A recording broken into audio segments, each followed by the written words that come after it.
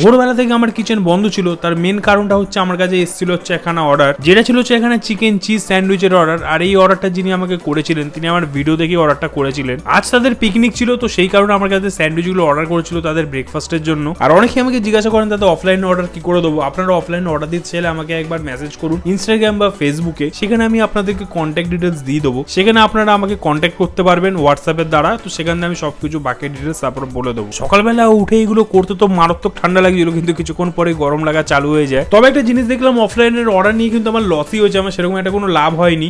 Main কারণটা হচ্ছে আমার এদিকে জোম্যাটোটা সেই টাইমটুকু অফ রাখতে হয়েছিল, নাহলে সেই টাইমটা তো আমার জোম্যাটো থেকে অর্ডার আসতো। আর আমি এদিকে প্যাক করছিলাম, কাটছিলাম, আর মা ওইদিকে স্যান্ডউইচগুলোকে গ্রিল করছিল। আর এই পুরো অর্ডারটার হ্যান্ড ওভার টাইম ছিল হচ্ছে 5:30টার সময়। তো আমি তাড়াতাড়ি করে সময় মতন বানিয়ে এগুলোকে নিয়ে চলে যাই হ্যান্ড ওভার করতে। আর যেহেতু আর সকালবেলা তাড়াতাড়ি উঠে গেছিলাম, তাই তারপর বাইকটাকে নিয়ে বেরিয়ে যাই একটুখানি ঘোরার জন্য। আর সকাল সকাল এরকম পরিবেশে সত্যি খুব মনটাও ভালো লাগে। তারপর এখানে কিছুক্ষণ সময় কাটানোর পর চলে আসি আবার বাড়ির দিকে। আর আপনারা ভিডিওটা দেখে থাকলে লাইক কমেন্ট শেয়ার সাবস্ক্রাইব করুন। দেখা হচ্ছে আপনাদের সাথে কালকে।